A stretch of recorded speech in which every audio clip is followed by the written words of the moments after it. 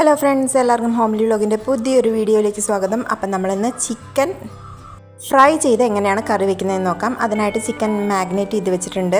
മഞ്ഞൾപ്പൊടി, മുളക് പൊടി, ചിക്കൻ മസാല, ഇഞ്ചി വെളുത്തുള്ളി പേസ്റ്റ്, ഉപ്പ്, ഇത്രയും സാധനങ്ങളാണ് മാഗ്നേറ്റ് ചെയ്യാൻ വേണ്ടിയിട്ട് യൂസ് ചെയ്തിട്ടുള്ളത്. അതിനുശേഷം അരമണിക്കൂർ റെസ്റ്റ് ചെയ്തിട്ട് ഫുള്ളായിട്ട് നമ്മളൊന്ന് ഫ്രൈ ചെയ്തെടുക്കുന്നുണ്ട്. അത് ഫ്രൈ ആവുന്ന സമയം കൊണ്ട് നമുക്ക് കറിക്ക് ആവശ്യമായിട്ടുള്ള ഗ്രേവി തയ്യാറാക്കാം. അതിനായിട്ട് ഞാനിവിടെ ഒരു പാൻ ചൂടാവാൻ വെച്ചിട്ട് അതിലേക്ക് ഓയിൽ ഒഴിച്ചു കൊടുത്തിട്ടുണ്ട്. ഓയിൽ നന്നായി ചൂടായി വരുന്ന സമയത്ത് നമ്മൾ കട്ട് ചെയ്ത് വെച്ചിരിക്കുന്ന സവോള ആഡ് ചെയ്യാം. ഞാനിവിടെ 6 കിലോ ചിക്കനാണ് വെക്കുന്നത്. അപ്പോൾ അതിനാവശ്യമായിട്ടുള്ള സവോള 10 മീഡിയം സൈസിലുള്ള സവോളയാണ് ഞാനിവിടെ എടുത്തിരിക്കുന്നത്. അപ്പം നന്നായിട്ടൊന്ന് സവോള വഴറ്റിയെടുക്കണം. അപ്പോൾ അതിനാവശ്യമായിട്ടുള്ള ഉപ്പ് കൂടി ആഡ് ചെയ്ത് കൊടുത്തിട്ടുണ്ട്. അപ്പോൾ ഉപ്പും കൂടി ആഡ് ചെയ്തിട്ട് സവോള നന്നായിട്ടൊന്ന് വഴറ്റിയെടുക്കുക. ഒരു 10 പച്ചമുളക് കൂടി ഞാനിതിലേക്ക് ആഡ് ചെയ്ത് കൊടുക്കുന്നുണ്ട്. അപ്പോൾ സവോള നന്നായിട്ട് വഴണ്ടി വന്നിട്ടുണ്ട്. ഇനി നമുക്ക് ഇതിലേക്ക് ഇഞ്ചി വെളുത്തുള്ളി പേസ്റ്റാണ് ആഡ് ചെയ്ത് കൊടുക്കാനുള്ളത്. ഈ ഒരു സ്പൂണിൽ ഒരു 3 സ്പൂൺ ഇഞ്ചി വെളുത്തുള്ളി പേസ്റ്റ് ഞാൻ ചേർത്തിട്ടുണ്ട്. അടുത്തായിട്ട് നമ്മൾ ആഡ് ചെയ്ത് കൊടുക്കാൻ പോകുന്നത് തക്കാളിയാണ്. തക്കാളി ഞാൻ ഇവിടെ ഒരു 4 തക്കാളി എടുത്തിട്ടുണ്ട്. ചെറിയ തക്കാളി ആയതുകൊണ്ടാണ് 4 തക്കാളി എടുത്തിട്ടുള്ളത്.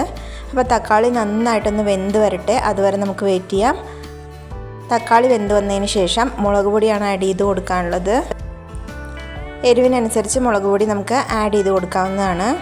അതേപോലെ മഞ്ഞൾപ്പൊടി, മുളക് പൊടി എടുക്കുന്ന ആ ഒരു റേഷ്യോയിൽ തന്നെയാണ് ഞാനിവിടെ മല്ലിപ്പൊടിയും എടുത്തിട്ടുള്ളത്.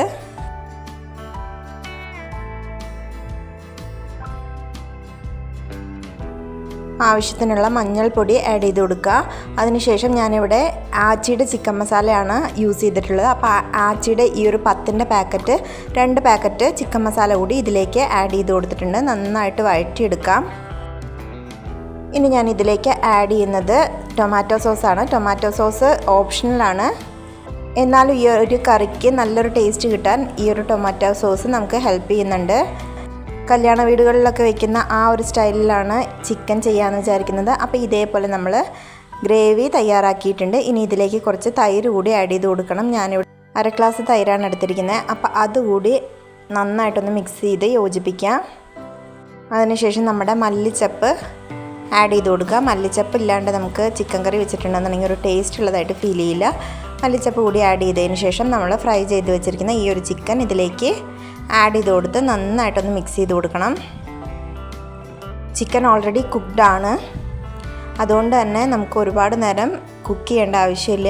അപ്പോൾ ആവശ്യത്തിനുള്ള വെള്ളവും അതേപോലെ തന്നെ ഒരു 2 സ്പൂൺ കുരുമുളക് പൊടിയും ചേർത്തിട്ടുണ്ടെന്നുണ്ടെങ്കിൽ നമ്മുടെ സ്വാദിഷ്ടമായിട്ടുള്ള ചിക്കൻ കറി റെഡി ആയിട്ടുണ്ട്. അപ്പോൾ എല്ലാവരും വീട്ടിൽ ട്രൈ ചെയ്ത് നോക്കണം. വീഡിയോ ഇഷ്ടമായിട്ടുണ്ടെങ്കിൽ ലൈക്ക് ചെയ്യുക, ഷെയർ ചെയ്യുക, കമൻറ്റ്സ് അറിയിക്കുക. ചാനൽ ആദ്യമായിട്ട് കാണുന്നവരൊന്ന് സബ്സ്ക്രൈബ് ചെയ്തിട്ട് കാണുക.